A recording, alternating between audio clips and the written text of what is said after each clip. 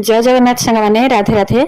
आम प्रथम गोटे ब्लेंडर जार रे नवा गोटे कदली से दबा अल्प क्षीर ताको प्रथम ग्राइंडिंग करनवा ग्राइंडिंग करके गोटे बाउल को आम बाहर कर नवा तापर से मिसेबा पाखापाखि गोटे कप दही दही को देकी आम भल भाव में 2 ରୁ 3 मिनिट पर्यंत फेंटी नवा। एबे आम से ऐड करबा 2 कप अटा ता सहित गोटे कप सुजी ताको देकी भल भाव में आम ताको मिक्स कर नवा। तापर से ऐड करबा गोटे कप चीनी तापर ऐड करबा आवश्यक अनुसार पानी।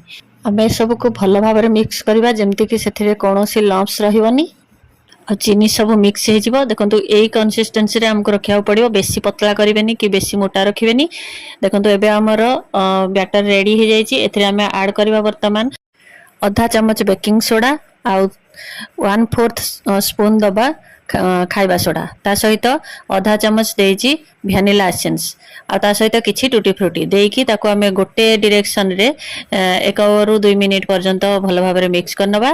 तापरे मु एबे एयर फ्रायर को प्री हिट पे छाड़ी देछि आउ हमर एयर फ्रायर प्री हिट हबा भितरे मु गोटे डिश जोथरे की केक बनैबी ताको मु ऑयल देकी भल भाव में चारियाड को स्प्रेड कर देछि।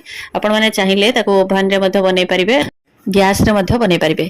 एबे ऑयल लगेला परे आमे सेथिरे हमर बैटर को ढाली दबा आ टिके भलसे हम ताको टैप करनबा जेमति कि सेथिरे कोनोसी बबल्स रहिबनी। तो यार भितर हमर देखंतु एयर फ्रायर हीट हो जाइए। एबे मु एयर फ्रायर रे ताको सेट कर देबी आउ टाइम मध्ये सेट कर देबी। मोर 200 डिग्री रे प्री हिट हेतिला किंतु वर्तमान मु 180 डिग्री रे 25 मिनिट्स पई मु ताको सेट करिवि। सेट करिकि मु आपण मानको 25 मिनिट हैला परे आपण मानको देखेबी केमति कोन हेछि। आ हां जते बेले भी आपण माने ओवन रे हो कि एयर फ्रायर रे हो केक बसौचंदी जहां भी टाइम सेट करिवे मने कर मु 25 मिनिट पई टाइम सेट करिछि तो 20 मिनिट हैला परे थरे चेक करबा निहाती जरूरी। आपण जे कोनोसी कंटा चामच हो छुरी हो ताको गेंजी कि देखिबे जदी चामच रे न लागिला त जानिबे जे केक हमर परफेक्टली हे गलानी। आ जदी लागुथिबो ताले आपण माने आ 5 मिनिट बेक करिवे नचेत तापरे आ गोटे 2 मिनिट बेक कर देले मध्य हे जाय। तो एबे देखंतु 25 मिनिट हे गलानी हमर केक पूरा बहुत भलो भाबरे हे जाईची ऊपर मध्य फाटी जाईची देखि कि आपण माने जानि पारथुबे केते सॉफ्ट आ स्पंजी हेची देखि कि आपण माने बुझी पारथुबे। तो याको आमे प्रथमे 5 ରୁ 7 मिनिट पई टिके ठंडा होबा पई छाडी दबा तापरे ताको लेउटेई कि पछपटो टैप कर देले हमर से भलो भाबरे पूरा बाहरी जिवो अनमोल्ड हे जिवो। तो देखंतु ये पूरा परफेक्टली हे जाईची। तो याको 5 ରୁ 7 मिनिट पई प्रथमे मु छाडी देबी।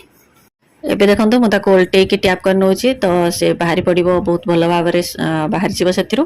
तो देखंतु केते सुंदर भाबरे हमर केक बनी छी। आपण माने जदी ए रेसिपी बनेबा को चाहउचंदी ताले मु जो प्रोसेस रे कहली आपण माने सेमति बनांतु कड़ाई रे गैस रे मध्ये बनै परिबे।